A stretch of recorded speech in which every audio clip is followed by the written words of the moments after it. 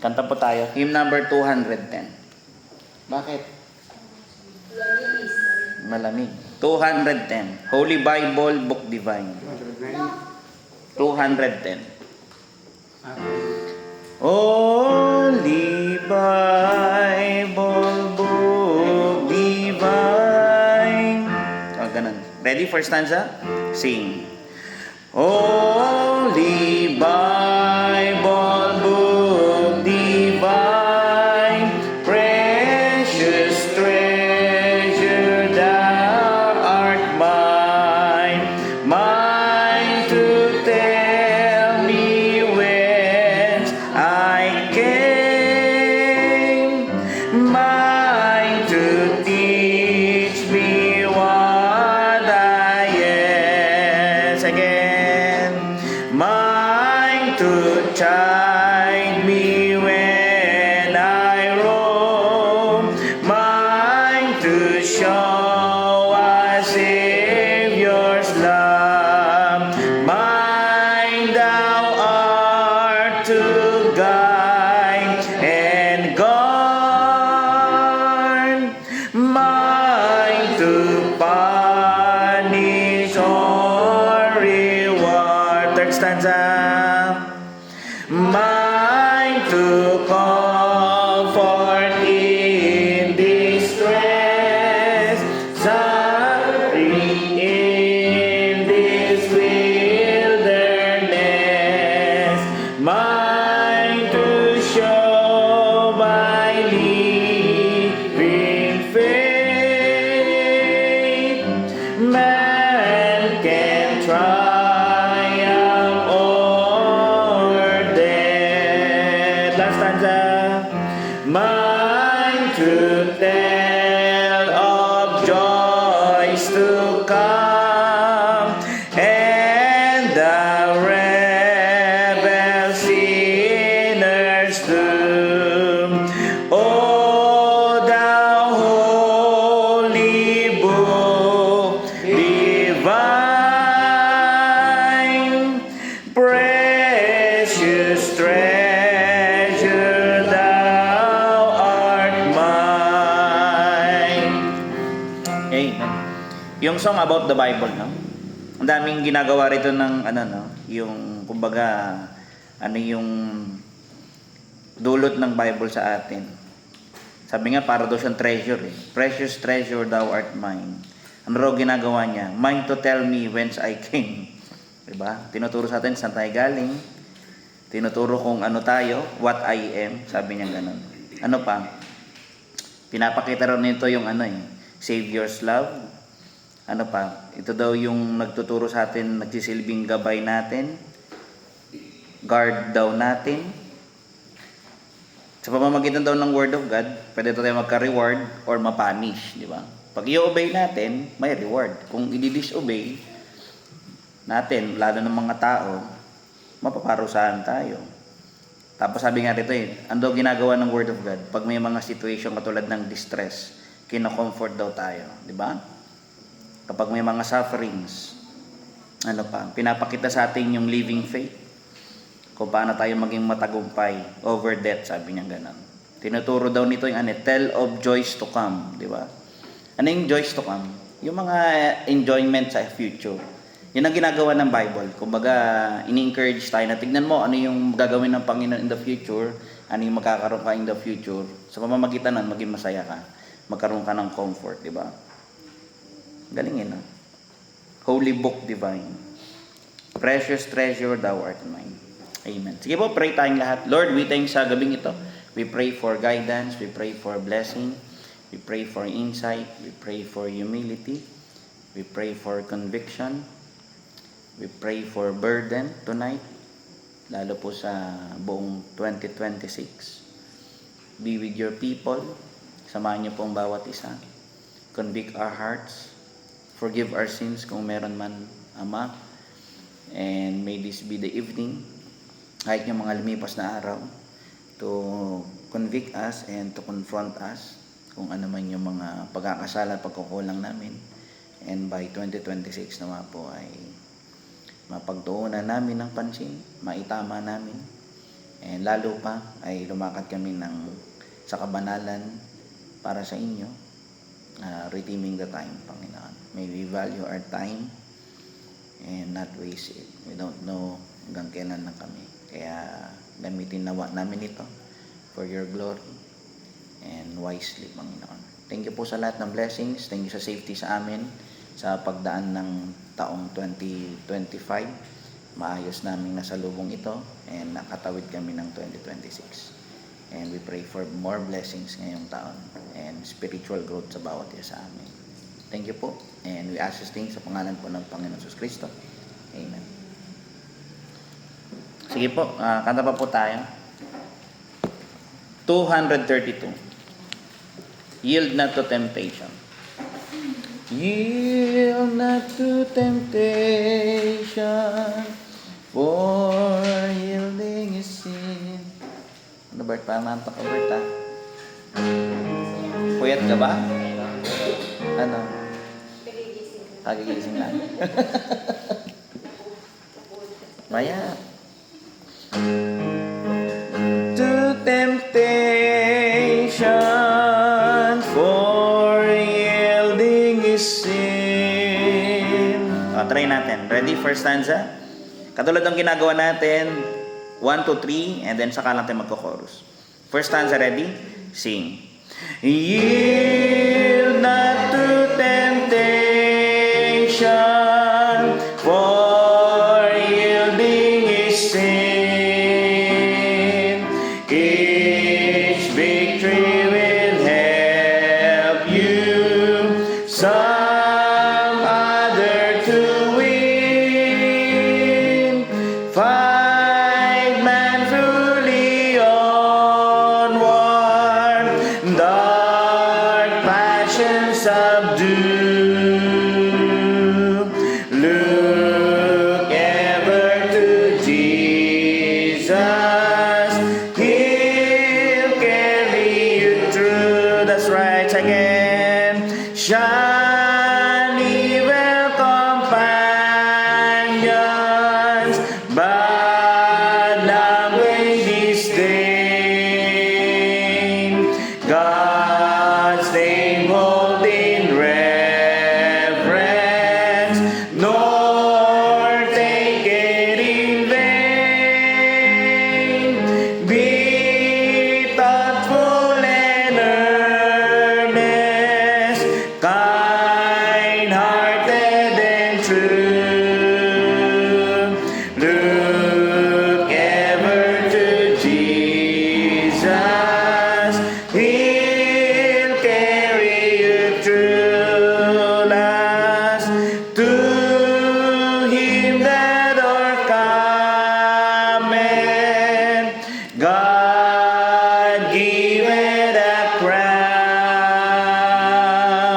Through faith we will conquer, though often cast down. He who is our Savior, amen, our strength will renew. Go ever to Jesus, He'll carry you through. Chorus. Ask the Savior to help you, comfort, strengthen, and keep you. He is willing to aid you. He will carry you through. Amen. Nawa nga, no? Dalhin niya tayo all throughout this 2026. Bigyan tayong pabayaan. Ingatan niya tayo. Nalala niyo yung prayer ng Panginoong Kristo nung tinuruan niya yung mga disciples. Sabi ng mga disciples, teach us to pray. Sabi nila ganun. Pag nag-pray kayo, ganito. Sabi niya, Our Father which art in heaven. Sabi niya ganun, di ba? Pero may part doon na sinabi niya na deliver us not to temptation. Sabi niya, Lord, ilayo niyo po kami sa temptation, di ba? Kung ano yun tinuruan ni Lord Jesus yung disciples. Hindi yun Lord's Prayer kasi hindi ganun si Lord Jesus mag-pray. Okay? May part doon na na possible pwede niya yon ipag-pray, pero may part doon sa Lord's Prayer na yung prayer na yon ng disciples na forgive our sins. Wala siyang ganun, okay? Kaya yung prayer na yon for disciples, for us yon, guide natin yon. Kaya part doon na pwede nating ipanalangin everyday, Lord, ingatan niyo po ako sa temptation, di ba? Deliver me from temptations. Ayan. Pero kayong blessing, Thanksgiving. Thanksgiving kasi taas ang kamay, di ba? Walang naputukan, di ba? Ang daming kung mahilig kayo manood ng balita, mag-New Year na lang, ang dami pang namatay. May nabangga, di ba? May nakita ako yung paikot-ikot siya, nagbumotor, iniingay niya yung tambutso niya. Maya-maya yun, kakaikot-ikot niya, nagkasalubong sila ng isa pang single na motor. Hindi ko alam kung nabuhay yun. No? Tapos meron pa nung nakaraan, ganun, malala din namatay siya, di ba? Kaya meron yung bata, di ba? Yung dalawang bata na balitaan niyo yun. Yung tumalsik yung isa nagiwahiwalay. Meron sila nakuwang paputok Hindi ko alam, nahanap nga doon sa comment ko nasaan yung magulang Kasi yung mga bata, maliliit pa, mga lang siguro, mga 5 ba raw? Nagsisindi, nasaan yung magulang nun, di ba? Dalawa kasi sila, yung isa medyo malayo, yung isa talaga yung nagsisindi. Yung nagsisindi daw, yung huling nagsindi, yun ang naghiwa-hiwalay na. Tumalsik daw yung isa, naisugod pa sa paggamutan. Pero, di ba? Maraming nangyayari, pero thank God kung tayo ay buo pa, tsaka maayos nating raos yung New Year, no? Ayan, at least masaya, no? Simple lang, walang nagpaputok, no? Kami, wala kami ngayon, torotot na lang. Kahit lusis, wala. Natulog pa, di ba? Yung iba, di natulog. Nagtambay. Di ba? Nagpalamig sa labas, nagcamping pa. Hindi na camping. Nomads. Nomad, parang lang. Badyaw nga daw Yeah. Parang mga badyaw, nabutan na lang doon sa may kalye. Pwede na dyan, basta may karton. Bukas, diretso limos. Walang ligo-ligo. Pero anyway, yun yung aking Thanksgiving. I'm thanking God sa maayos nating pagsalubong ng taon. No? Iba-iba man yung paraan natin ng pagsalubong. Pero mahalaga naitawid natin lahat. Yung iba, may blessing kayo. Kasay doon. Something na baka hindi mo na ipagpasalamat, hindi mo na i-share sa amin last time. This is your time para mag-share. No? Kahit isa or dalawa, pwede. Nag-iisip si Rena. O, kanta tayo habang wala pa. Pero mamaya, I hope meron, no? Ibaga na daw ng camping. Naibaga na ng camping. O yung mga adult, Sister Marisa at Sister Remy. Sister Marisa na. Kasi nagsalita na siya. Hymn number 179.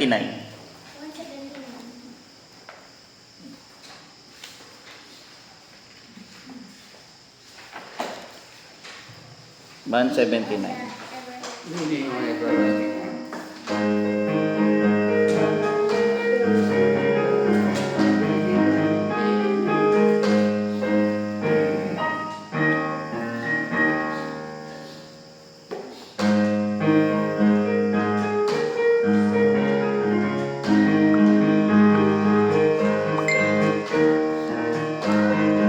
What a fellowship.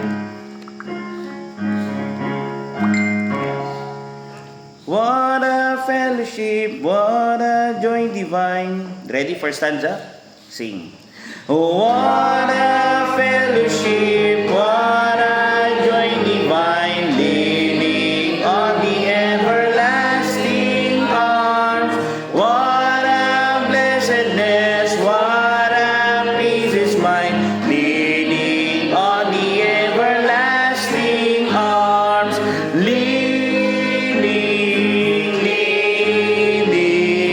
Safe and secure from all alarms, leaning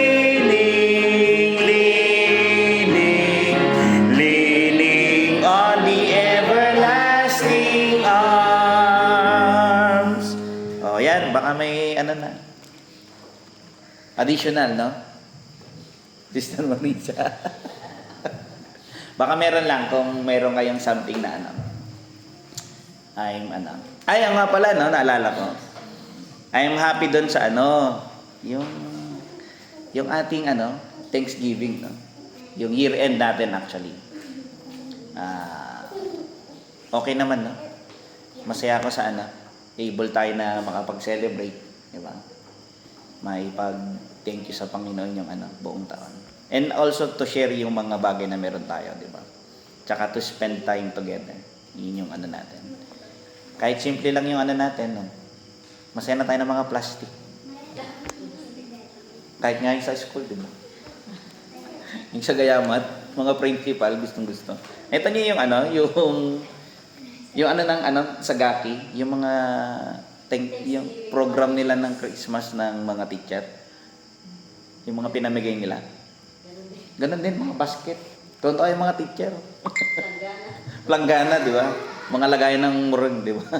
Pero masaya na sila. Pero anyway, yun, blessing sa atin yan. Ako, blessing sa akin. Na marami din tayo nun, di ba? Tsaka natikman natin yung mga luto ng kapatid. Sister Joanne. Tapos na nakaraan, si Sister Remy, natikman natin yung ano niya. Siner din na ano. Munggo. Sayang people kayo.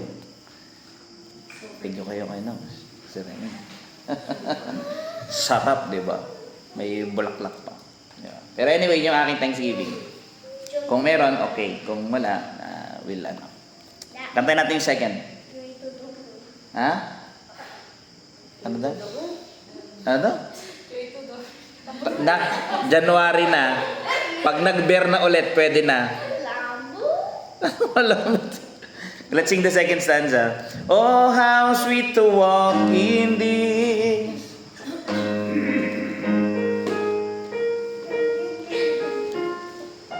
Ready for stanza? Second, sing. Oh, how sweet to walk in this pilgrim way, leaning on the everlasting arms. Oh, how bright the path grows from day to day, leaning on the everlasting arms. Leaning, safe and secure from all alarms. Leaning,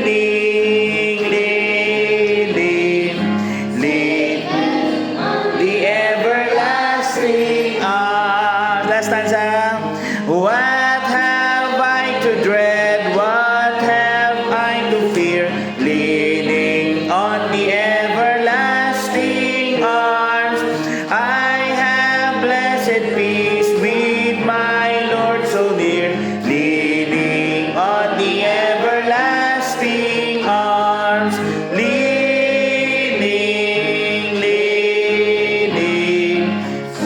and secure from all alarms. Leaning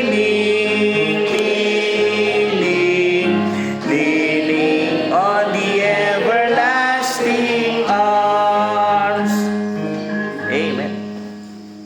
Kanta pa po tayo ng isa. Kung may request kayo, kindly ano na lang, pakisabi. Kung meron kung wala, I will give my request. Favorite hymn. Meron?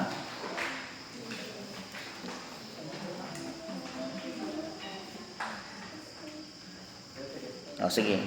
250. 200 Alagaan nyo next time. I-note nyo sa cellphone nyo. 250. Ano? Kinadyan ba?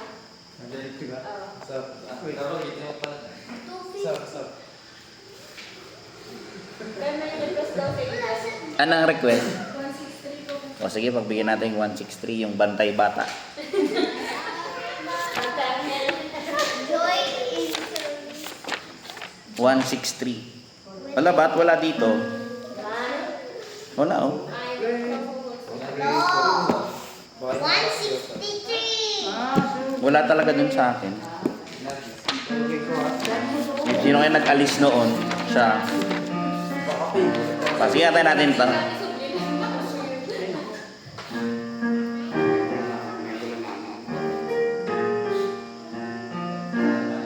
Hymn number 163. I know who holds tomorrow. Kanta pa tayo.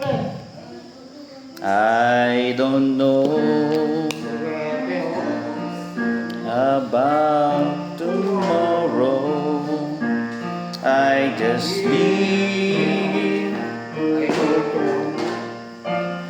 Try po natin. Ready? First stanza? Sing. I don't know about tomorrow. I just live from day to day. I don't borrow from its sunshine, for its skies may turn to gray. I don't worry or the future, for I know what Jesus said, and today I walk beside Him, for He knows what is ahead.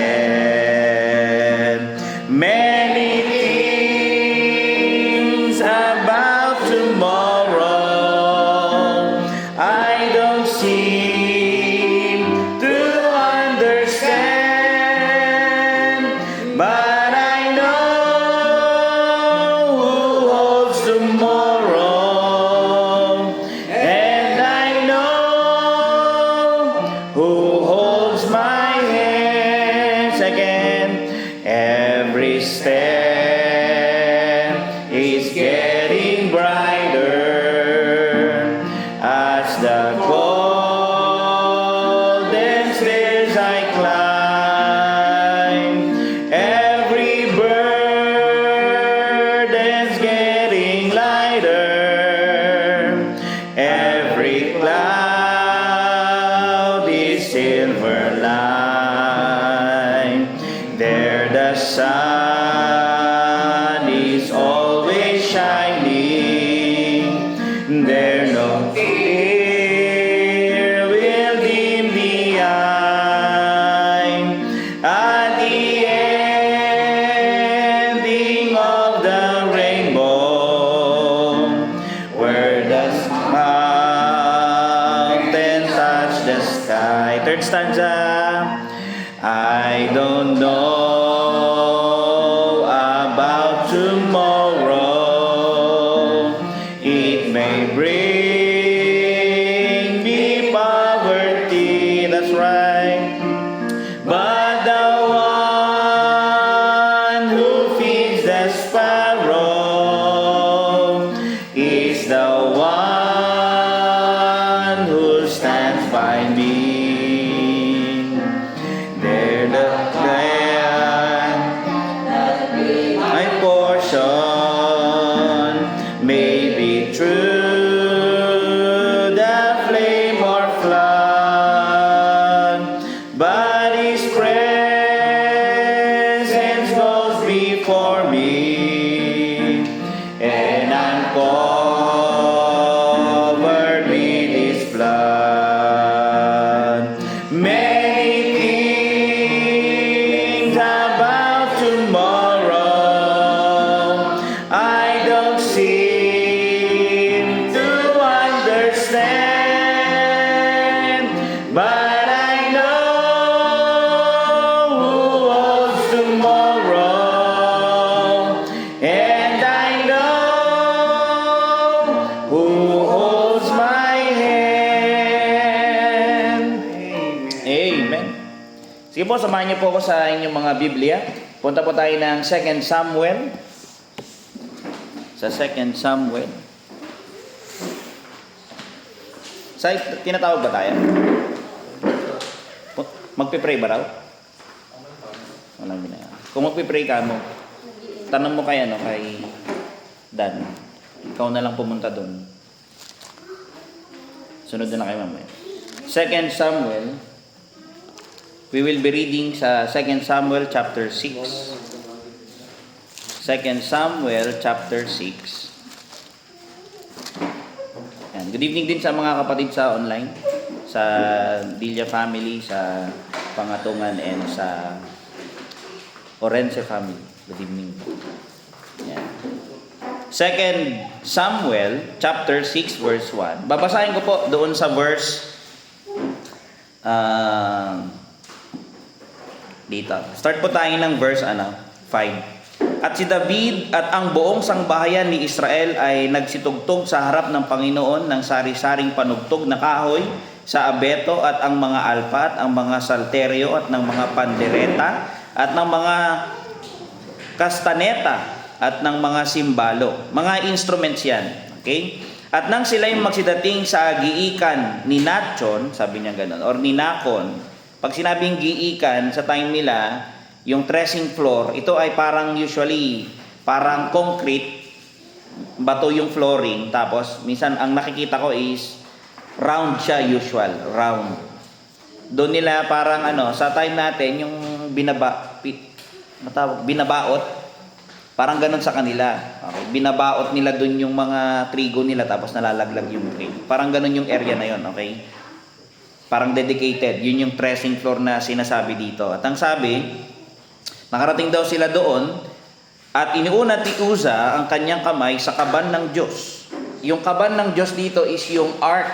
Okay? Yung Ark of the Covenant. Yun yung parang box or parang chest, parang baul. Okay? Na mayroong dalawang anghel sa ibabaw. Yan yun. Okay? Na tubog sa ginto.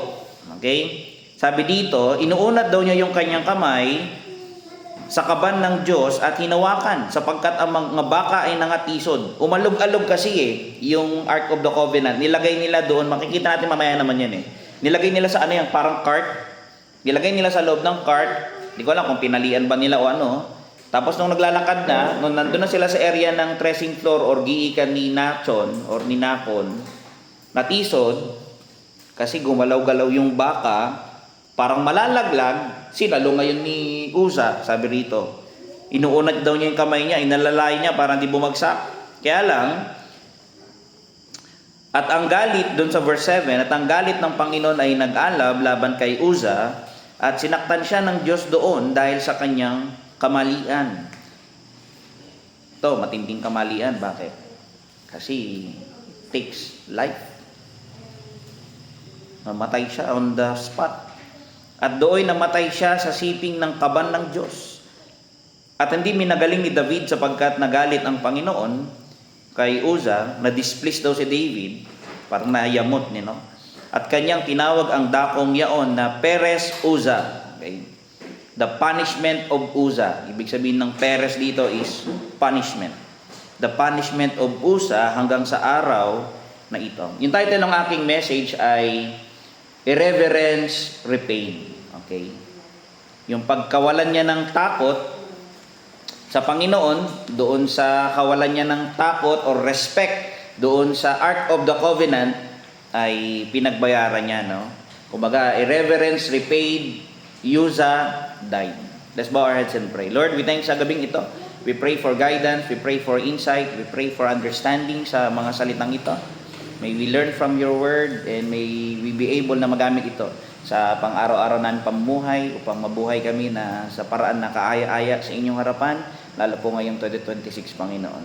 And be with your people tonight, asan man silang dako, and encourage their hearts and their souls. And may you exalt yourself high and lifted up sa aming kalagitnaan tonight. Makita namin kayong matayog at mataas, makita namin mga sarili na mababa, at kami ay magpatira pa sa inyong harapan at sumamba at magpuri. Salamat po. Itong aming dalangin sa pangalan po na aming tagapagligtas. Amen. Again, yung title ko ay Reverence Repaid, Uza Died. Okay? Yung word po na reverence ay, ang ibig sabihin ay kawalan ng respeto sa tao or pwedeng doon sa bagay.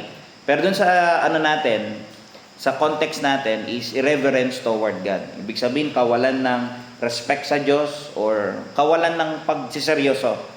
Okay? Ganun kasi, kumbaga parang hindi sineryoso ni Uza yung salita ng Panginoon, hindi niya sineryoso yung Ark of the Covenant, kaya ganun ang nangyari sa kanya. Pero dito may kita natin yung halaga ng pag-disrespect ni Uza doon sa Ark of the Covenant o sa Panginoon. Pinarusahan siya ng Panginoon, namatay siya on the spot. Bakit? Dinisrespect niya ang Panginoon, dinisrespect niya ang word ng Panginoon. Bakit? May prescribe ang Panginoon na kung sino lang ang magdadala ng ark at sino lang ang hahawak. Hindi pwedeng humawak kahit na sino. Hindi siya authorized to hold yung Ark of the Covenant. Maganda yung intention niya, pero pinarusahan pa rin siya ng Panginoon. Mamaya malalaman natin bakit necessary na gawin ng Panginoon yun. O bakit kinailangan niyang gawin yun. Pero matindi, di ba? Kasi dinisrespect niya yung Diyos, dinisrespect niya yung word ng Panginoon, yung mga bagay na patungkol sa Panginoon. And so, namatay siya. Di ba? Pero pag tinignan natin yung story na ito, tungkol ito doon kay, hindi to mainly about kay Uza. This is about God. Okay. Mamaya makikita natin how beautiful yung passages na to. Para magkaroon tayo ng konting context, makikita natin dito si David. Kasi, ninais ni David na yung Ark of the Covenant dalhin doon sa Jerusalem. Okay? Yun ang ano niya rito. Gusto niyang gawin. Nakalagay diyan sa verse 1, at pinisan uli David ang lahat na piling lalaki sa Israel at 30,000, at bumangon si David, slightly mga elders ito, no? Mga heads. At bumangon si David at yumaon kasama ang buong bayan na nasa kanya mula sa Baale Juda upang iahon mula roon ang kaban ng Diyos. Ibig sabihin, yung Ark of the Covenant nandun daw sa lugar ng Baale, Juda. Okay? Wala siya dun sa talagang place niya. Bakit? Kasi ang history, kinuha ito ng mga Philistines. Ngayon, mula nung nakuha nila, ang goal ni David, maibalik doon sa proper place niya o sa lugar na kung saan inilaan niya na paglagyan nito. Sa Jerusalem yon, sa City of David. Nakalagay dun sa verse 10. Makikita natin later on. Pero dito, may kita natin na binitbit niya ito ni David. Ito yung gusto niya na dalhin. And then pagkatapos dito, una, galing yan sa Baal Juda, tapos binitbit nga nila yan sa verse 3 at kanilang inilagay ang kaban ng Diyos sa isang bagong karo at kanilang inilabas sa bahay ni Aminadab na nasa burol. Sabi niya ganon. Si Uza, okay, particularly doon sa bahay ni Uza, sabi anak ni Aminadab. And then later on, nakarating sila doon sa bahay sa threshing floor ni Nachon doon sa verse 6. And then, verses 6, 7, hanggang 8, kumbaga, yan yung time na namatay na si Uza, nagstay na doon ngayon yung Ark of the Covenant. Inilagay yun dito sa verse 10. Sa gayoy, hindi inilipat ni David ang kaban ng Panginoon sa kanya sa bayan ni David. Hindi niya na muna pinustro na dalin. Hinayaan niya magstay doon. Kundi iniliko ni David sa bahay ni Obed-Edom na Geteo. Okay. Ito niyo yung nangyari. From Baal Juda, specifically, doon daw sa bahay ni Aminadab. Okay. And then, ang nangyari, dinalayan doon mula doon, sinakay doon sa karo.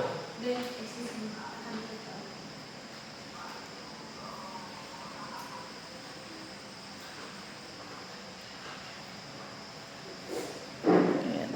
Nakamute. Okay na ba? Okay na, brethren? Okay na po, Pastor. Yan. Pag ano po, pwede po kayo dito magsalita mga kapatid. Kasi naririnig ko po kayo agad. Or hindi ko alam kung narinig ko kayo. Tumawag. Okay. Pero at least okay na mga kapatid. Naku, madami na yun. Pag may i-chat nyo lang po si Sister April. Or tawagan. Pero thank you dun sa sino tawag? At si Sister Bonet. Pero thank you po. Pero yun, yung title ng message ay Irreverence Repaid or Uza Died. Okay? Hindi ko na ulitin. Naka-record naman to mga kapatid. I-send ko na lang yung link dun sa YouTube. Okay. Ina-upload ko. Nag-start ako mag-upload. Okay? Pero later on, baka ilagay ko na lang ito. Okay? Pero dito makikita natin si David, nilayo niya na dalhin yung kaban ng bayan o yung Ark of the Covenant dun sa City of David. May mga certain places na kung saan nandun una yung kaban ng bayan kasi kinuha ito ng mga Philistines noon. Okay? Ngayon ang goal niya, maibalik doon. Okay? Okay? Pero pag pinansin natin dito, there are several lapses si David dito. Kasi pag tinignan mo dun sa 2 Samuel chapter 6 verse 1 and 2, pinisin daw niya yung mga lalaki. Okay, ganun ang nangyari dito. And then pagdating sa 1 Chronicles 13, punta kayo doon. Kasi itong portion na ito, about doon sa kamatayan ni Uzzah, mahalaga na basahin din natin dito yung 1 Chronicles chapter 13, lalo na dun sa verse 1. Sabi dito, mayroon detail dito eh. At sumangguni si David sa mga pinunong kawal ng mga lilibuhin at mga dadaanin sa bawat tagapamatnugot. At sinabi ni David sa buong kapisanan ng Israel, kung inaakala ninyong mabuti at kung sa Panginoon nating Diyos ay pasuguin natin sa bawat dako ang ating mga kapatid na nangaiwan sa buong lupain ng Israel, na kasama nila ang mga saserdote at mga Levita sa kanilang mga bayan na may mga nayon upang sila'y mangagpisan sa atin. Bakit? At ating dalhin uli ang kaban ng ating Diyos o yung Ark of the Covenant ng ating Diyos sa atin sapagkat hindi natin hinahanap ng mga kaarawan ni Saul. Sabi niyang ganun. Kasi hindi natin hinahanap eh. Balik natin. Para from that time on, mag-i-start ulit tayo na maglingkod sa Diyos. Ganun yung sinasabi niya dito. Pero dito, kung papansinin natin dito, yung lapses dito ni David, unang-una is yung consultation niya is hindi doon sa Diyos. Ang sinanggunian niya is yung mga tao. There's nothing wrong na humingi tayo ng advice sa mga tao. Pero bago tayo humingi ng advice sa kanila, humingi muna tayo ng advice sa Diyos. Okay? Ganun yung dapat na makita natin dito. Pero dito may kita natin na yung ginawa ni David, later on, namatay si Uzzah. Pero alam niyo po ba, after nun, pag pumunta kayo ng 1 Chronicles, chapter 14, natutunan ni David yung lesson niya. Kasi sa 1 Chronicles, chapter 14, tama na yung ginawa niya sa verse 1 and 2. At si Hiram na hari sa Tiro ay nagsugo. Ito yung time na ina-acknowledge na nila si David bilang bagong hari. Okay? Ng mga iba't ibang mga kings. Yan. Verse 2, at nahalata ni David na itinatag siyang hari ng Panginoon sa Israel sapagkat ang kanyang karyan ay itinaas ng mataas dahil sa kanyang bayang Israel. And then later on, mga nagbigay ng gift sa kanya yung mga tao. Okay? And then later on, sabi dito sa verse 9, tignan niyo po yung ginawa niya. Chapter 14, verse 9, sabi dito. Yan. And the Philistines, 1 Chronicles 14, 9, and the at ang mga Filisteo nga ay nagsidating at nangasamsam sa libis ng Rapadim, at si David ay sumangguni sa Diyos. Take note nyo yan. And David inquired of God. Sabi niya gano'n. Teka lang pag pinasin mo, dun sa chapter 13, naghingi siya ng advice sa mga pinunong lalaki ng bayan ng Israel, kahit madami sila. Pero, hindi mo makikita dito na nag-inquire siya sa Diyos. Usually si David, ang lagi niyang practice, may mga instances, maraming instances, na lagi siya nag-inquire sa Diyos bago siya gumawa ng hakbang. Kung may decision siyang gagawin, ganun ang ginagawa niya. Pero dito, sa chapter 14, ganun na yung ginawa niya, dun sa verse 10, and then pag tinignan mo pa dyan, sa verse 13, tignan niyo po, inulit-ulit. Kasi yung mga Philistines, inaaway si David. Sinusugod siya. Anong gagawin niya? Tinatanong niya muna ang Panginoon. And then dun sa verse 13, same thing ang nangyari. And the Philistines yet again spread themselves abroad in the valley. Balak na naman nilang labanan ng Israel.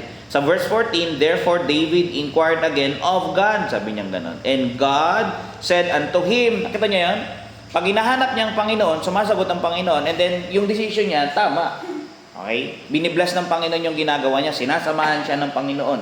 Dito may kita natin, si David, noong una, dito sa sa 2 Samuel chapter 6 verse 1, yung pagkakamali niya rito, hindi niya in-inquire ang Panginoon. Kinonsult niya yung mga lalaki, pero hindi niya hinanap ang kalooban ng Panginoon. Tapos dito, pag pinansin natin, ano pa yung isang lapses niya dito? May lapses pa siya dito. Pag pinansin niyo dun sa 2 Samuel chapter 6 verse 3, at kanilang inilagay, hinayaan niya daw yung bayan na ilagay yung kaban ng Diyos sa isang bagong karo. Sabi niya gano'n. Inalaw ni David yun. Hindi ko alam kung alam niya or hindi niya na napansin, hindi niya na naisip. Pero ganun ang nangyari. Yung mga tao, nilagay nila yung Ark of the Covenant dun sa new cart. Tapos binitbit nila ngayon, bumiyahe sila sa verse 4, nakarating and out of the house, dun sa labas ng bahay ni Aminadab, na taga Gibeah. Kumbaga dito, paano naging lapse yan, Pastor? It doesn't matter kung bago o luma yung cart. Hindi nang pinag-uusapan. Pero ang issue dito, yung Ark of the Covenant, hindi dapat ilalagay sa cart. Bakit hindi ilalagay sa cart? Kasi nakalagay sa number 7 verse 9, but unto the sons of Kohath he gave none, because the service of the sanctuary belonging unto them was that they should bear upon their shoulders. Yung Ark of the Covenant hindi pwedeng ilagay sa cart. Yung Ark of the Covenant daw ay dapat ay bubuhatin. Babaklayin sa balikat, dadalhin gamit sa balikat, ipapatong. Ibig sabihin, tao ang magdadala. Ang point dito, ang magdadala ng cart ay mga Levites. At particularly, yung family ni Kohath. Hindi pwedeng iba. Hindi pwede kahit sino. Yun ang bilin ng Diyos doon sa number, sa Old Testament pa lang. Yung dealing ng Panginoon sa templo, kung sino yung mga dapat gumawa doon sa templo, binigay niya na yung order. Binigay niya kung sino yung mga tao nagagalaw doon, kaninong family nagagalaw doon. Katulad din kila Moises, kay yung mag-a-act as high priest, nasa lahi lang ni Aaron. Yung mga temple works, naka-designate lahat yun, kung kani-kaninong lahi. Dito, ang magbibear daw yung lahi ni Kohath. Diba? Pero baka may tanong natin, ba't kasi nilagay nila sa cart? Kung may bili na pala ang Panginoon, ba't di nila naalala? Marahil, nalimutan nila. Tsaka, if we try na tignan yung buong rito, yung context niya, may nangyari kasi dito Kasi, dumating yung time na nung dinala ng mga Philistines yung Ark of the Covenant sa lugar nila, may mga time pinarusahan sila. So, itinaboy nila. Nilagay nila sa cart ng mga Philistines, ha?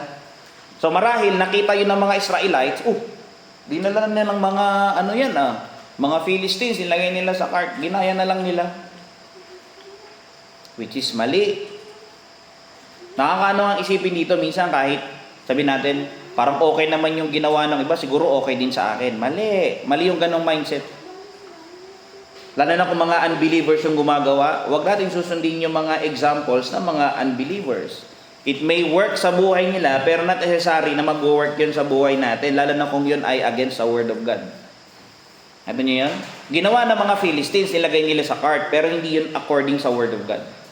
Yung mga Christians, yung mga anak ng Diyos, hindi dapat ganun yung pamantayan nila. Hindi yun ang pamantayan nila sa mga bagay na ginagawa nila. Dapat siguraduhin natin na yung gagawin natin ay ayon dun sa salita ng Diyos lamang. Kumbaga minsan, baka isipin natin, kasi naman sila, hindi naman pinarurusahan. Kasi kahit ginagawa nila yon. Pero hindi ibig sabihin, pag ginawa natin, hindi tayo parurusahan. Kasi dito makikita natin, yung Israel, pinarusahan. Diba? Huwag kayo mag-alala. Ba't kasi hindi pinarusahan sila ni Lord kung in the first place? Huwag kang mag-alala kasi may tamang panahon ng Diyos para parusahan sila. Huwag kang mainip. Okay? At that time, hindi niya muna pinarusahan, pero huwag kang mag-alala. Pero yung pagpaparusa kay Uza, may purpose yun. Mamaya makikita natin. Pero at least we are able na maintindihan natin kung bakit hindi tama or bakit mali yung ginawa dito ni David o ng mga tao na ilagay nila doon sa cart. Pero baka maidagdag natin tanong, no? Kanina nabanggit mo, Pastor, gusto ro kasi dalhin ni David yan dun sa sa city of David, nakalagay dun sa verse 10. So David would not remove the ark of the Lord unto him into the city of David. Hindi daw muna niya inalis dun sa kung saan bumagsak, dun sa verse 10. Diba? Dun sa bahay dinala niya muna sa bahay ni Obed-Edom sa Gateo. Pero hindi daw muna niya inalis at hindi niya daw muna nila inadalhin doon sa city of David. Yun ang goal ni David. Pero ang tanong doon, bakit gusto niyang dalhin yung Ark of the Covenant doon ulit sa city of David, which is Jerusalem? Sa nabasa ko, sabi, in bringing the Ark of Jerusalem, David was aiming to make Jerusalem the religious center of Israel as well as the royal city and administrative capital. Yun daw ang goal niya, i-revive yung worship sa Diyos. At gawing center yung Jerusalem. Na kapag yung mga tao mag-worship, saan sila pupunta? Sa Jerusalem. Kasi yun yung tamang lugar para sambahin ang Diyos. Nalala niyo sa John, di ba? Yun ang ginagawa ng mga Jew. Pag-asamba sila, saan daw sila? Doon sa Jerusalem. Yung mga Samarian, sa inyong pananaw nila, sa Mount Gerizim. Okay? Doon pala makikita mo na yung worship talaga ng mga Jew ay doon sa Jerusalem. Kaya yun din ang goal ni David. Gusto niyang dalhin doon. Pag pinasingan natin nung dinala na nila yung Ark of the Covenant, di ba? Mali yung hindi niya kinonsult ang Panginoon. May mga lapses lang pag pinansin ninyo. Hindi nagdala yung dapat magdala. Hindi lagay doon sa cart. Mali na agad yon. Pero kahit papaano, pag pinansin natin dito, maganda yung intention niya. Tapos, tingnan nyo naging celebration ito Tingnan nyo sa verse 5. And David and all the house of Israel played before the Lord on all manner of instruments made of fir wood, even on harps and on psalteries and on timbrels and on cornets and on cymbals. Ano yan? Yung paglalakbay ng Ark of the Covenant papunta ng City of David, naging time siya of celebration. Naging event siya sa kanila. To the point na mayroong nagtutugtugan pa. Maganda yung gusto ni David Gusto ko dalhin yung ng Panginoon doon sa Pero hindi niya kinonsult ang Panginoon. Maganda yung ginawa niya. May mga instrument pa, di ba? Pero nagkaroon dito ng setback. Bakit? May pinatay ang Panginoon sa harap nilang lahat. Pag pinansin natin yung desire niya, tama. Dalhin yung Ark doon sa Jerusalem, Ark of the Covenant. Yung motive, tama. Maging center ng worship yung Jerusalem. Yung mga tao doon pupunta, doon yung dedicated na area para mag-worship sila. Kumbaga, ito rin yung pagkakataon para i-renew yung commitment nila sa Diyos. Doon sila mag-alay kasi later on doon sila nag-alay nung nakabalik na Pero ito problema, but their method is wrong. Ganito niyo yan? Hindi nila inihinanap yung kalooban ng Diyos. Minsan, kahit maganda yung gusto natin gawin, not necessary, gagawin na natin agad. It's good to seek pa rin yung will ng Panginoon. Lord, is this your will? This is my desire. At the same time, pag tayo, maganda rin na may tama rin yung motive, di ba? Bakit mo gustong gawin yun? Yes, tama yun, pero bakit mo gustong gawin yun? What's your reason? And then thirdly, paano mo magagawa yun? Gagawa ka ng illegal? Pwedeng ganun di ba? Dito tama yung desire, tama yung motive, pero yung method is wrong. Nilagay nila sa cart. Hindi nila hinanap yung kalooban ng Diyos. Kahit pag pinansin natin, tama naman, may mga celebration pa, no? Pero nung nakarating na nga sila doon sa threshing floor ni Nachon, or ni Nakon, doon na nangyari yung bagay na hindi inaasahan ng bawat isa. Natisod yung cart, natumba yung Ark of the Covenant, malalaglag na siya, inunat ni Uza yung kamay niya, pinigilan niya para tuluyang bumagsak, hindi tuluyang bumagsak. Kaya lang, in-instruct siya ng Panginoon na matay siya. Sabi nga dito, na-displease nga doon si David Parang ayaw ni David yung nangyari, ba't ginawa yun ng Panginoon? Parang kina-question ni David, ano ba yan? Pinatay niya, parang simple-simple na nga lang yun, pinatay niya ng Panginoon. Hindi niya naiintindihan kung gaano yung lalim nung kamalian ni Uza. Magandang intention ni Uza, pero mali pa rin yung ginawa niya. Dito maganda sa part ni David Okay? Kasi parang ang dating dito, yung puso niya ayaw magpasakop sa Panginoon. Kasi yung word dito nakalagay niya sa verse 6. Verse 8. And David was displeased because the Lord had made a breach upon Uza. Pinarusahan daw kasi niya si Uza Na-displeased daw si David. Parang ipakiramdam dito ni David, parang mas mabait pa siya sa Panginoon Imbis na magpakumbaba siya, sabihin niya yung mga pagkakamali nila, hindi niya, parang yung at this point in time, yung heart niya, parang ayaw mag-submit. He's becoming rebellious dito, na parang ayaw niya magpasakop. Diba? ano to kumbaga, hindi naintindihan ni David yung issue kasi dito Ano ba yung issue dito? Yung honor kasi ng Diyos yung issue dito Yung Ark of the Covenant symbolizes yung holiness ng Diyos. It symbolizes yung honor ng Panginoon. Hindi pwedeng kung sino-sino ang humahawak dun sa mga holy things. Yung Ark of the Covenant, holy thing yun. Pwede bang kahit hawakan yun ng kahit na sino? Of course not. Kaya nga later on, pag pinansin mo, nakakatawa naman kay David, later on na-realize niya. Kasi sabi niya sa verse 9, and David was afraid of the Lord. Later on, napag-isip-isip niya, natakot siya. Bakit? Sabi doon sa nabasa ko, natakot daw si David lest he should be smitten for his error also. Baka raw madamay siya. And especially as he had discovered some resentment at the Lord's dealing with Uzzah, when he ought to have been still and quiet and submitted to the will of God and owned his justice in it, confessed his own error and been thankful for his sparing mercy vouchsafed to him. Imbis na magpasalamat siya kasi di siya namatay, si Uzzah lang, na-displease pa siya. Parang ano ba yan? Ba't niya ginawa yan? Parang ayaw niya pang magpasakop dun sa ginawa ng Panginoon. Pero nang na-realize niya, natakot siya sa Panginoon. Bakit? Buti hindi siya nadamay. Pero nakakatawa naman dito, nung na-realize niya, natakot din naman si David. Kaya later on, tama na yung ginawa rito ni David. Nakakatawa lang dito kasi kapag binasa natin, nung nalaglag na yung Ark of the Covenant doon, tas nagstay na sa bahay ni Obed-Edom, nagstay doon for 3 months, yung bahay ni Obed-Edom, blines. Okay, yan na lang nangyari dito. Pero I'd like na makita natin yung situation dito. Tungkol saan yung story na to? Ba't ba to kay Uzzah na namatay? Not mainly. Okay, this story is about God.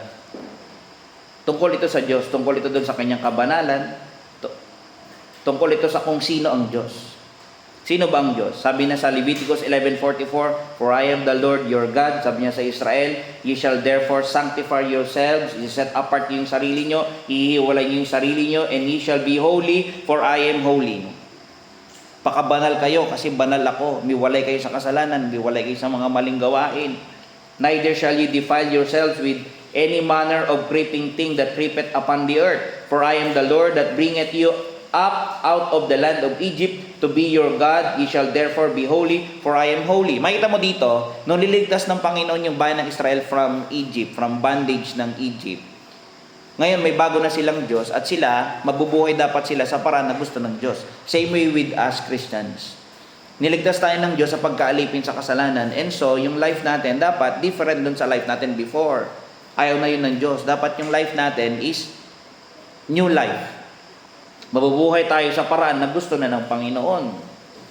Diba? Ano to the point is yung holiness ng Diyos. Yung Diyos, ang Diyos ay banal. Sa Exodus pala, pinakita niya na nung time ni Moises, di ba? Nung tinawag ng Panginoon si Moises, ang sabi niya ng Diyos, and He said, draw not nigh thither, put off thy shoes from off thy feet, for the place whereon thou standest is holy ground. Sabi niya ganun, I am the God of thy father, the God of Abraham, the God of Isaac, and the God of Jacob. And pwede natin idugtong, who is holy. Diba? Kung tatanong ninyo, ano ba ang ibig sabihin ng holy or holiness? Ang ibig sabihin ng holy or holiness, the state of being holy. Nandun yung purity, nandun yung integrity, nandun yung moral character, nandun yung idea ng freedom from sin. Ibig sabihin, walang kasalanan, walang bahid ng anumang kasalanan, walang bahid ng anumang karumihan, clean, pure. Yun ang idea Pag in-apply natin sa Diyos, ang idea, perfect purity. Ganun ang idea, walang anuman na negative, walang anuman na kasalanan. Sana makita natin ito, no? Na ang Diyos ay sinless, na ang Diyos ay pure, na ang Diyos ay dalisay, di ba? Pwede natin itong maintindihan sa dalawang paraan, okay? Para mas maintindihan natin. Paano ko mas maintindihan yung holiness ng Panginoon? Maintindihan natin yung pagiging holy ng Panginoon in 2 ways. Unang-una, by being separated from others, yung pagiging hiwalay niya sa iba. Ibig sabihin ng Diyos ay different from others, siya ay unique, wala siyang katulad. Ganon siya ka-perfect, ganon siya ka-banal. Wala siyang katulad. Hindi ito parang bond paper lang na puti, na walang sulat. Hindi ganon. More than doon. Holy, pure. Sabi dun sa nabasa ko, God was considered holy because He was separate from ordinary people and indeed from all created things. Wala siyang katulad. Yun ang idea ng holiness. Separated siya. Siya, yung mga tao may kasalanan, nagkasala, pero siya pure. Kaya nga tinanong nga ito nun ni Moises rhetorically. Sabi niya, who is like unto thee, O Lord, among the gods? Sabi niya, Lord, sino bang katulad nyo? Doon sa mga Diyos-Diyosan, sabi niya, who is like thee? Sabi doon sa Exodus 15:11, who is like thee? Sino katulad nyo, Lord? Glorious in holiness, sabi niya. Maluwalhati sa kabanalan. Sino bang katulad nyo, Lord? Iba kayo sa iba eh. Wala kayong katulad. Separated kayo sa marami. Hindi kayo maikukumpara sa kahit na kanino. Kayo ay talagang holy. Wala kayong katulad. Yun ang sinasabi niya rito. Fearful in praises, doing wonders. Pwede natin itong i-apply yung pagiging separate sa Israel para mas maintindihan natin. Yung Israel daw ay holy, considered holy. Bakit? They belong to God. Okay, hiniwalay sila ng Diyos. Baga sila yung nation na kung saan pinakilala ng Panginoon yung kanyang sarili, yung kanyang mga batas, yung kanyang mga utos, at sila mabubuhay ayon dun sa gusto ng Panginoon. Separate yung Israel from other nations. Sa mga magkakaroon tayo ng idea, ano ibig sabihin ng pagiging holy? Separate. Hiwalay ka doon sa madami na mali. Ganon daw yung ganon yung ginawa ng Diyos sa Israel. Pinabanal niya. Pwede itong i-apply din sa Sabado. Di ba? Ang Sabado, yung Sabat, sa lahat ng araw sa Old Testament, yung Sabado is, sabi, to keep it holy. Sabi, iset apart ko yung araw na yan, ha? Hindi yan katulad ng ibang mga araw. Sa Israel, yung Sabado yung nila, yung mga Jew, kumbaga, yung araw na tinuturing nilang sagrado, Sabado. Okay? Pero supposed to be, tayong mga Christians, kung meron, Sunday, yung pinakasagrado natin, kasi this is the day na, the Lord's Day, pero nonetheless, every day should be considered as sacred day. Bakit? Kasi nakikita tayo ng Diyos araw-araw eh, di ba? Alang ang paglinggo ka lang babait. Ginagawa mo yung mga obligations mo, di ba? Dapat every day. Ganun ang idea. Pwede rin itong i-apply doon sa mga servants ng Panginoon, yung mga Levites. Bakit? Separated sila sa iba't iba, compare doon sa ibang mga tribe ng Israel. Sinet apart, holy sila. Hiniwalay sila ng Diyos. Ganun ang idea. Bakit? Yung mga Levites lang yung maglilingkod sa templo. Pwede rin itong i-apply sa lugar. Di ba? Katulad ng bayan ng Israel or yung Jerusalem. Sinet apart yan ng Panginoon. Okay? Pwede rin yung mga gamit. May mga pinabanal ng Diyos na sinet apart. Yung mga candlestick. May mga gamit sa templo na sinet apart niya na ito, hindi tulad to ng ibang utensils kapag ginagamit mo. Okay? Sa templo ng Panginoon, meron silang mga utensils, mga basin na nakadedicate lang doon. May mga planggana doon na ginagamit nila kapag nagkakatay sila. Okay? Na kapag pinaagos nila yung dugo, doon nila nilalagay. Dedicated doon. Hindi mo pwedeng kunin yon tapos maglalaba ka ng damit mo, doon mo lalaban gamit yung planggana na yon. Hindi pwede yon. Mapapahama ka doon. Sabihin yung mga gamit na yon separated. Holy yung mga bagay na yon. Or pwede rin naman ito, i-apply doon sa relationship. Okay? Ng tao doon sa Diyos. Okay? Pwedeng ikaw ay holy.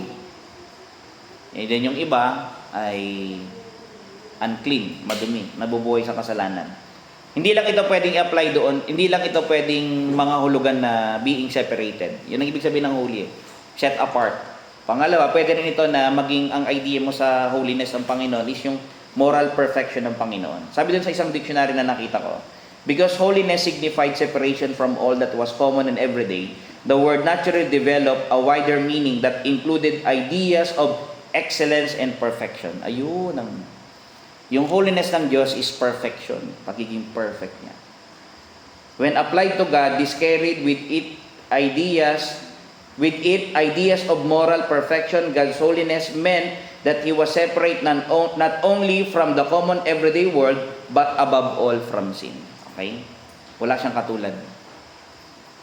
Dito, yung pinaka-point dito, nakikita natin, yung lesson na to, this is about the attribute of God. Na ano? He is perfect, He is morally perfect, no sin, pure, He is set apart. Hindi mo siya pwedeng tratuhin na ordinary, na katulad ng ibang bagay. God is extraordinary. Yung mga bagay pertaining sa Diyos, hindi mo pwedeng tratuhin na magaan lang. Dapat yung mga bagay na yan, we should take it, lahat ng related sa Diyos ay we should take it seriously. Dito may kita natin, yung point ng story na to is about doon sa holiness ng Diyos. Na kung saan, dito sa story na to, yung holiness ng Diyos was taken lightly. Ulitin ko ha, sa story ni Uzzah, yung holiness ng Diyos ay were taken lightly.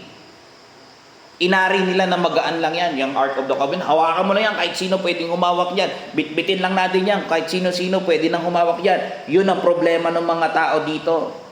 They have taken God's holiness so lightly na dumating sila sa point na they don't care kung paano ba bibitbitin yung Ark of the Covenant, sino ba yung required na bumuhat yan. Wala silang pakialam. Yun yung point nito. We cannot take God's holiness lightly, lalo na sa church. Paano natin ginagawa yung church? Mahalaga sa Diyos yun. Ano yung ginagawa natin dito sa church? Mahalaga rin sa Diyos. Paano or how? Kumusta yung heart natin? Mahalaga yun sa Diyos. Ano yung motibo mo? Ba't ka nag-church? Hindi lang yung maganda naman kasi nag-church na ako. Hindi. Pupunta naman ako, nandun na yung act ko. Oo nga, pero yung motive mo, why you go to church? Mahalaga din sa kanya yon. Mahalaga rin sa kanya how we do church. Anong ginagawa natin dito sa loob? Baka may mga concert na tayo dito. Yung mga sinasend ko minsan dun sa group. Nagbebenta pa ng ticket. Diba? Kasi meron na silang Christmas concert. Nagbenta yung church dun sa Amerika. Ganun ang ginawa. We should take yung holiness ng Panginoon seriously. Ito yung lesson sa atin for this 2026. Gusto ko magkaroon tayo ng fresh vision of God's holiness. Bakit? Kapag nakikita natin ang Diyos na banal, i-guide tayo nito para mabuhay din tayo ng banal. Lalayo tayo sa kasalanan, di ba? Na yung mga desires natin, imagine kung aware tayo dun sa kabanalan ng Diyos, na aware na yung lahat ng ginagawa natin dapat in accord dun sa holiness niya, na dapat yung mga motives natin in accord dun sa holiness niya, dun sa gusto niya, na dapat yung mga methods natin kung paano natin gagawin yung mga bagay na gusto natin, dapat in accord din sa kabanalan ng Diyos, in accord sa Kanya at sa Kanyang salita. Yung sa story natin, nalimutan niya ni David, mukhang nalimutan niya yung kabanalan ng Diyos sa pamamagitan ng, sa paanong paraan, sa pamamagitan kung paano niya dinala yung Ark of the Covenant papunta doon sa bayan ng Israel. Diba? Pero isa sa malagandang itanong dito, bakit namatay si Uzzah? Ito yung, may dalawa akong tanong na gusto kong sagutin natin tonight. Bakit namatay si Uzzah o pinarusahan siya ng Panginoon? At the same time, pangalawa, ano yung mga lessons na pwede natin matutunan dito? Bakit namatay si Uzzah? Sasabihin ng iba, ay maganda naman yung motive niya, grabe naman, tinulungan na nga ng Panginoon yung Ark of the Covenant, pinarusahan pa niya, ang ganda na nga ng intention niya. Magandang intention niya, pero that's a direct disobedience sa Diyos. Pwede mo bang i-justify yun? Lord, maganda naman yung intention ko pero mali yung ginawa mo. Pinarusahan siya ng Panginoon. Ano yung point? That's why we should take God seriously. Ito maganda intention pero pinarusahan siya. Bakit? Nag-disobey pa rin siya. That's why we should take God seriously. We should take His Word seriously. Ang mali niya dito, yung Ark of the Covenant, hindi dapat hawakan ng hindi authorized.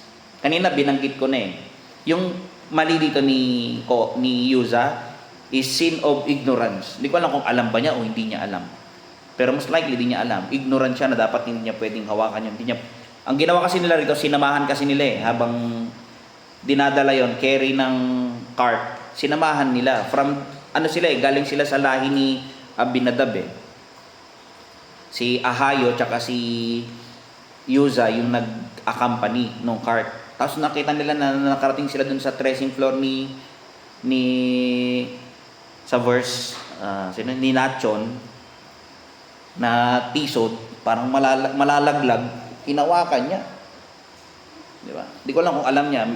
May mga nabasa akong sabi, sin of ignorance daw ito Uzzah sinned through ignorance. Di ba? Sabing ganon. Hindi niya alam siguro na bawal hawakan. Pero, isa sa sin niya dito talaga is irreverence. Diba? Nakita mo yun, hindi, sa law natin, di ba? Ano yung rule? Ignorance of the law excuses no one. Dahil hindi mo ba alam, i-excuse mo yung sarili mo. Dapat di mo ako parusahan kasi hindi ko naman alam yan eh. Si Yusa, hindi ganun. It doesn't matter kung alam niya o hindi. Dapat alam mo. Dapat inaalam mo. Pinarusahan ng Panginoon. Bakit? Yung ginawa niya, yung act ng paghawak mo doon, it's a form of irreverence. Kahit napakalinis pa ng motibo mo, if our method is wrong, we will be wrong. Nakita mo yun? Maganda yung desire mo, maganda yung motive mo, pero yung method mo is wrong, wrong pa din. Limbawa, pwedeng evangelism. Sabi nga, ay gusto ko mag-share tayo ng Word of God. Sabi niya gano'n. Bakit? Anong motive mo? Para maraming masave. Sabi niya gano'n. Marami, yun ang sinasabi nila. Pero deep down their hearts, gusto nila maraming tao. Bakit? Pag maraming tao, maraming pera. Diba? Kasi pag marami ng pera, marami ng perks. May pakotse, diba? May pabakasyon. Para ma-achieve nila yun, ang ginagawa nila, mag-altar call na tayo, tsaka sinner's prayer. Para mabilis tayo dumami, pag may bisita rito, kakausapin na ni Brother Cyrus, papatanggapin niya na. Diba? Tapos, pagkatapos nila mag-pray, sasabihin na ni Brother Cyrus, i-confirm niya, ligtas na po kayo. Tandaan niyo po yung araw na ito. Ngayong araw, tinanggap niyo sa buhay niyo si Kristo.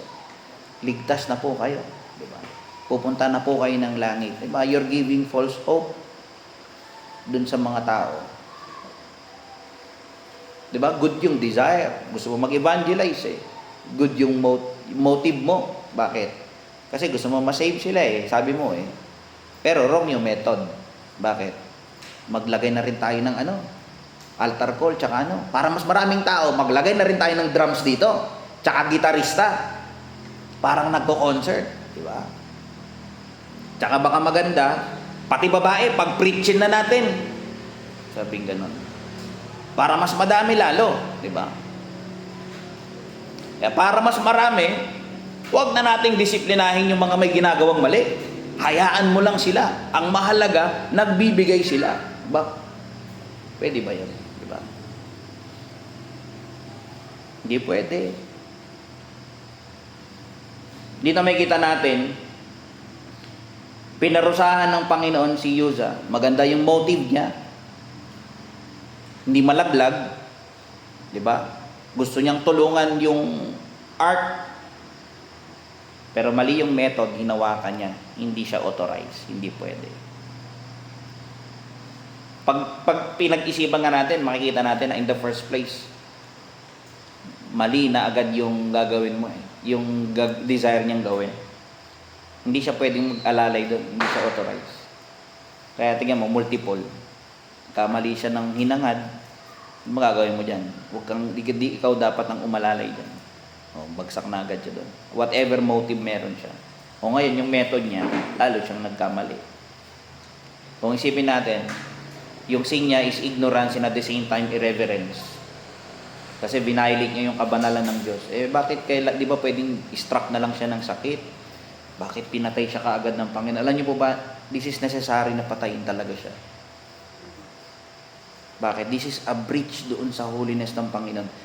Mas malala kapag hindi siya pinarusahan. Kasi bakit? People will take lightly yung holiness ng Panginoon. Yun nga yung point eh. Huwag mong iti-take lightly yung holiness niya. Kasi pag hinawakan niya, kung sino-sino, hahawak na lang doon. Oh, buhatin mo yan, pwede na yan. Kahit mga lasinggero kayo, okay lang yan. Basta bitbitin mo yan, pwede kayo magbuhat yan. Ano yun? Ano kayo? May ginawa kayong kasalanan, nakikiapid kayo, pwede ka pa rin maging high priest. Mali. Ialay mo yung gusto mo ialay yung yung mga lamb na may bulag. Okay lang yan. Irreverence. You're violating yung holiness ng Panginoon kapag ganun yung ginagawa natin. Nalala niyo si Belshazzar, yung anak ni, I think anak ni Nebuchadnezzar. 'Di ba? Nung nag-celebrate siya, pinatawag niya yung mga tauhan niya, pinakuha niya yung mga gamit ng Panginoon doon sa treasure house. Kunin mo yung mga gamit ng Panginoon ng Israel, yung mga made of gold na mga baso, mga kopa, yung mga cup. At diyan kami iinom. Yung mga utensils ng templo ng Panginoon, dedicated yon para dun sa gawain ng Diyos sa templo. Sa pag-aalay nila ng sacrifice. Hindi pwedeng gamitin sa ibang purpose. Dapat stick ka dun. Ang ginawa ni Belshazzar, kinuha niya, ininuman nila ng tubig, sabi niya, ng inumin nila. Sabi niya, cheers! Minom silang lahat. And that very night, pinarusahan siya ng Panginoon, inassassinate siya. Ano yung point doon? Irreverence. Wala siyang takot sa Diyos. What lesson we can learn from here? Si Uzzah, maging lesson siya sa atin. Diba? Yung pagkakamali niya, maging lesson sa atin. Si David, natuto kay Uzzah. Yung mga Levites, natuto kay Uzzah. Kasi later on, pag binalikan niyo doon sa, I think sa First Chronicles, 13, 15, 16, and 17, tama na yung approach na ginawa ni David. Pinapunta niya na yung mga Levites, yung lahi ni Kohat, sila na ang nagbuhat, na idating nila sa ng City of David nang maayos yung Ark of the Covenant. You should follow yon. Sino ang magbubuhat? It's a requirement. Saan ilalagay? Dapat daw kasi yan lalagyan ng stick. Tapos babaklayin nila sa balikat. Hindi pwedeng buhatin na ano. Parang na nagbubuhat ng mga mesa. No. May sarili siyang, may prescribe si God na ano. Lalagyan daw ng, may stick yun, tapos bubuhatin sa balikat. Grabe, napaka-precise ng Panginoon. No? Pag sinabi niya, ganito yung gagawin mo, step 1, step 2, step 3, gawin mo yun ng ganon. Sana ngayong taon, ganun yung gawin natin. Gawin natin yung mga bagay na gusto ng Panginoon according din sa gusto niya. More and more, yung life natin ay maging life na in accord doon sa word ng Panginoon. Pero anong lesson dito? Huwag natin kalimutan yung kabanalan ng Diyos. We should respond sa Kanya with reverence always. Alam niyo po ba, ito yung problema kasi sa time nila David eh. Dahil matagal daw nawala yung Ark of the Covenant sa kanila, dumating yung time na nalose sight sila dun sa holiness. Minsan nalilimutan mo na banal ng Diyos. Hindi siya ganun sa'yo, yung ka-real. Ngayon, nakakita sila ng pinatay ng Panginoon. Aba, real na real. Huwag nating paglulukuhin yung ginagawa ng Panginoon doon sa templo. Yung mga pinagagawa niya ron, huwag natin biru-biruin. Let's take Him seriously. So, is sa atin mga kapatid, kung ano yung mga pinagagawa ng Panginoon, yung mga ginagawa natin dito sa church, gawin natin seriously. Huwag tayong ma-lose sight doon sa kanyang kabanalan. Diba? Huwag nating kalimutan yung pagiging banal ng Diyos. Yung mga gawain niya dito, yung preaching, yung reading, yung praying, yung listening ng word niya, dapat gawin natin lahat yan, reverent, with all reverence. Diba? Tingnan nyo, pag mag-church tayo, hindi to basta pupunta lang kayo dito, nagpapacheck kayo ng attendance sa akin. Hindi. Kakatagpuin nyo ang Diyos. Ayusin nyo yung sarili nyo. Ayusin ko yung sarili ko. Ayusin natin yung puso natin. We're not joking dito. Pag tayo nagpe-pray, kanino ba tayo lumalapit? We're calling upon our Holy God. Diba? Ano tawag sa ating Diyos? Diba? Holy Father nga ang tawag ng Panginoong Kristo eh. Kaya pag tayo tumatawag sa Ama, call upon Him with all reverence, with due respect, nang may paggalang sa Kanya. Alam niyo yung isa sa goal ng lesson na to, magkaroon tayo ng fresh glimpse ng holiness ng Diyos. Lalo na ngayon, for all throughout the year. Paalalahanan natin yung sarili natin na yung Diyos na pinaglilingkuran natin ay banal. Yung Diyos na nagligtas sa atin ay banal. Yung Diyos na babalik ay banal. Kaya tama lang na habang siya'y pabalik, mabubuhay tayo ng banal. Diba? Anong sabi ni Pedro? But as He which hath called you is holy, so be ye holy in all manner of conversation. Sa lahat daw ng buhay mo. Sa lahat ng aspeto ng buhay mo. Anong sa lahat? Kung estudyante kayo, gawin mo yung pagiging student mo holily. Kung nagtitinda ka, nagbi-business kayo, gawin nyo yun with all holiness. Kung nangangamuhan kayo, gawin mo yun with all holiness. Ganun yung gusto ng Panginoon. Diba? Diba? Gawin natin yung gawain ng Diyos na may pagpapakita ng takot sa Kanya. Kasi yung lesson na to, makikita natin, there is a price for irreverence. Kung nalala niyo yung nalala niyo yung story ni yung mag-asawa, si Ananias and Sapphira, 'di ba irreverence din 'yon in a way. 'Di ba? You sin, hindi kayo nagkasala sa tao lang. Bakit? You sin against the Holy Ghost, sabi niya gano'n. Binanggit din Holy Ghost daw sa Diyos sa banal na spirito or pwedeng sa banal na Diyos. Bakit? Pumunta kayo dito irreverently, nakakala nyo, hindi alam ng Diyos yung ginawa nyong paglilihim or pagkupit. 'Di ba? Sa inyo naman yan, itutuusin. Ang problema nyo, sabi niya, ibibigay nyo lahat. Tapos nung hawak nyo na yung pera, di mo na binigay lahat. Diba? Sinungaling kayo sa church. Si Uzzah, dinisobey niyang Panginoon. That's irreverence. That's against God's holiness. It is a violation to God's word to touch the Ark of the Covenant. Diba? Kaya mga kapatid, let's bow in fear. Takot tayo sa Diyos. Kaya, pero on the other hand, not only na let us not lose sight sa holiness ng Diyos, ugaliin natin yung mag-inquire lagi sa Diyos sa lahat ng ginagawa natin. Magtanong tayo palagi, Lord, gusto niyo po ba ito? Malulugod ko po ba kayo dito? Para ma-avoid natin yung failures or mistakes. Thirdly, sana mag-grow tayo ngayong taon ng ng yung conviction, diba? Pag mali. Gawin natin kung ano yung tama, ano yung totoo, tayuan natin yon, ipurso natin yung mga bagay na yun na nakalulugod sa Diyos. Kahit konti lang tayo. May nabasa nga ako it would be far better to be with a few if God were in the midst of them. Diba? Mas maigi na daw yung konti. Okay lang daw ng konti. Basta mahalaga, kasama daw natin ang Diyos sa gitna natin. Than to be with the multitude and yet to miss the divine blessing. Diba? Anin mo yung marami, hindi mo naman kasama ang Diyos. Mali naman kayo. Diba? Nawa ngayong taon din, huwag natin hindi lang limutan yung maghanap sa Diyos.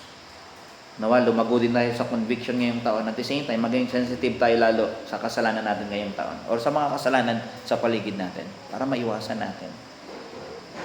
And lastly, may we take this year more seriously. Diba? Sana ngayong din taon, mag-asam tayo ng mga bagay para sa Diyos. May quotation akong naalala Sabi, expect great things from God and attempt great things for God. Ulitin ko expect great things from God, attempt great things for God. Sabi niya gano'n. Expect great things from God, attempt great things for God. Ngayong taon, sana gano'n. Let's expect. May gagawin ng Diyos this year. Let's expect great things. Marami pa siyang gagawin. Pero, on the other hand, let's attempt as well. Mag-isip tayo, mag-pray tayo na pwede natin gawin para sa Diyos. Diba? Si David, he learned from his mistakes. Yung pagkamatay ni Uzzah, the next time, inayos niya na. So, pwede natin ganun. Yung last year, kalimutan natin. Let's learn from our mistakes last year. And this year, gawin natin kung ano yung gusto ng Diyos. Sa mga kaibigan namin, take nyo yung calling ng Diyos seriously. Yung panawagan ng gospel, di ba? Mga loved ones natin, sabihin natin, i-take mo yung year na to seriously. Di ba? Magsisi ka, manampalataya ka sa Panginoong Kristo, pasakop mo yung sarili mo sa kay Kristo. Di ba? Siya lang yung makakapagligtas ng kaluluwa. Diba? Bakit? Why we ought to take this year seriously? Lalo na yung hindi ligtas. Because this year may be their last. Let's bow our heads and pray. Lord, we thank sa araw na ito. We praise and honor you. Thank you sa inyong word tonight. And guide your people. Oh God. In Christ we pray. Amen. Ayan.